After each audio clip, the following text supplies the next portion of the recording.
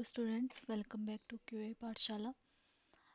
आज हम यहाँ मैनुअल का एक और नया टॉपिक पढ़ने वाले हैं।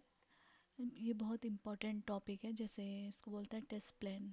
तो ये टॉपिक इंटरव्यू में बहुत पूछा जाता है और जैसे कि जो रियल प्रोजेक्ट्स हैं उनमें भी बहुत ज़्यादा यूज़ होता है। तो चलो आज का टॉपिक स्टार्ट करते हैं। तो आज का टॉपिक हमारा टेस्ट प्लान्स। तो सबसे पहले हम देखते हैं कि what is test plan.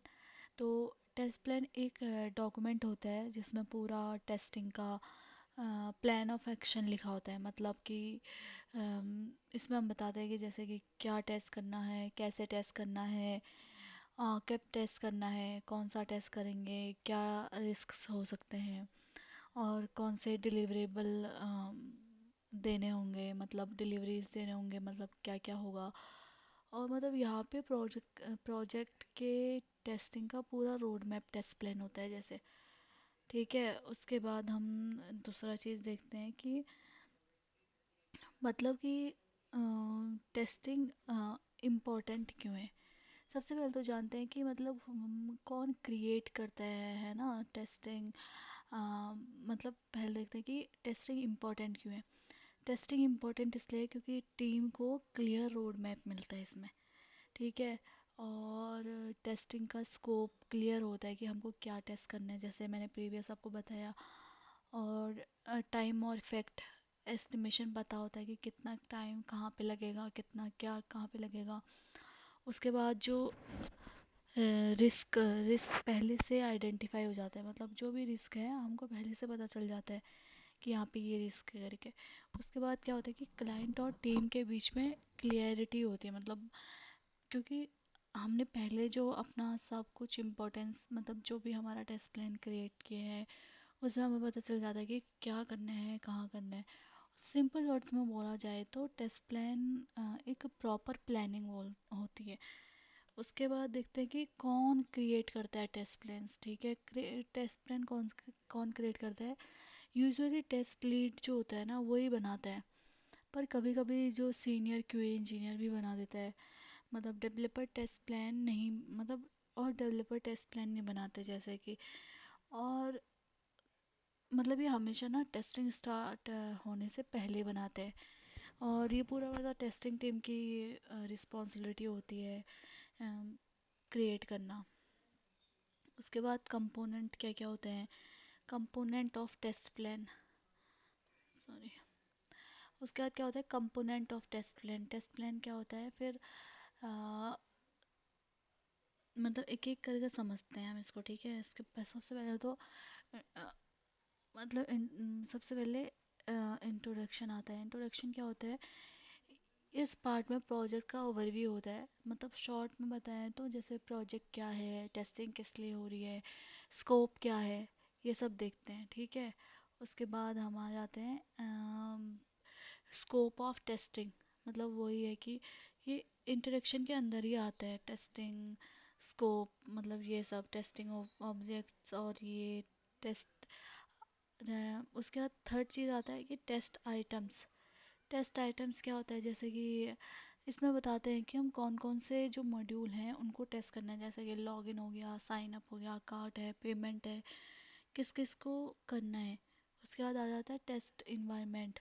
Test environment क्या होता है कि मतलब कौन से इन्वायरमेंट में, जैसे कि कौन से ऑपरेटिंग सिस्टम में या कौन से ब्राउज़र में हमको टेस्ट करना है। ठीक है, उसके बाद आ जाता है टेस्टिंग अप्रोच। अप्रोच क्या है कि मतलब इसमें हम बताते हैं कि मतलब कि मैनुअली करनी है या ऑटोमेटेड करनी है, या कौन सा टेस्टिंग टाइप परफॉर्म करना है, स्मोक करना है, फंक्शनल करना है या रिग्रेशन करना है, और कौन सी मतलब टेक्निक यूज़ करनी है, बाउंड्री वैल्यूज़ करनी है या क्या करना है। उसके बाद आ जाता है हमारा रोल एंड रिस्पॉन्सिबिलिटीज़। तो जैसे कि रोल और रिस्पॉन्सिबिलिटीज़ में क्या आता है कि अ, इसमें मेंशन होता है कि मतलब कौन क्या करेगा। जैसे क्यूए लीड ने प्लानिंग कर ली, क्यूए इंजीनियर ने टेस्ट एग्जीक्यूशन कर लिया, डेवलपर ने बग फिक्स करे। उसके बाद एंट्री और एग्जिट क्राइटेरिया। ठीक है, इसमें क्या होता है कि टेस्टिंग स्टार्ट करने से पहले या कंप्लीट मतलब टेस्टिंग स्टार्ट करने से पहले का क्या कंप्लीट होना चाहिए, मतलब जैसे कि हमको रिक्वायरमेंट फ्रीज करनी है, बिल्ड स्टेबल करना है, टेस्ट डेटा रेडी करना है। उसके बाद हमारा आ जाता है कि मतलब कि टेस्ट डिलीवरेबल, मतलब कि कौन कब हमको टेस्ट मतलब टेस्टिंग के बाद क्या क्या सबमिट करना है। जैसे टेस्ट केस है, बग रिपोर्ट है, टेस्ट एग्जीक्यूशन रिपोर्ट है, ट्रेसेबिलिटी मैट्रिक्स है। ठीक है, ये सब आ जाता है इसमें। उसके बाद हमारा आता है कि टूल्स, जैसे अगर हम मैनुअल टेस्टिंग कर रहे हैं तो हम कहाँ पे करेंगे, अगर हम क्या बोलते हैं ये वो कर रहे हैं कि ऑटोमेशन टेस्टिंग कर रहे हैं, ठीक है, तो ऑटोमेशन टेस्टिंग हम कहाँ पे करेंगे, तो ये सब आ जाता है। ठीक है, मतलब वही टूल्स, मतलब कौन कौन से यूज़ होंगे। अगर हमको एपीआई टेस्टिंग करनी है तो हम पोस्टमैन यूज़ करेंगे। उसके बाद आ जाते हैं रिस्क एंड माइग्रेशन। रिस्क और माइग्रेशन प्लान क्या होता है, इसमें बताते हैं कि टेस्टिंग में क्या रिस्क आ सकते हैं। जैसे एग्जांपल के लिए, जैसे कभी कभी क्या हो जाता है कि रिसोर्स की शॉर्टेज हो जाती है, ठीक है, और इन्वायरमेंट इशू आ जाता है कि मतलब कुछ ऑपरेटिंग सिस्टम में इशू आ गया या कुछ पर्टिकुलर सिस्टम में इशू आ गया, और कभी कभी बिल्ड भी डिले हो जाता है।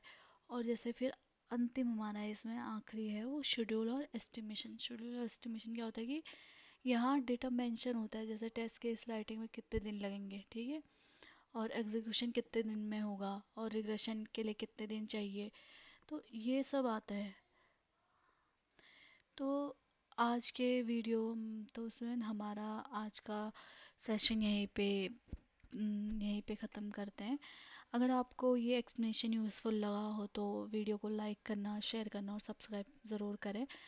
और कमेंट में बताएं कि नेक्स्ट सेशन में कौन सा टॉपिक कवर करें।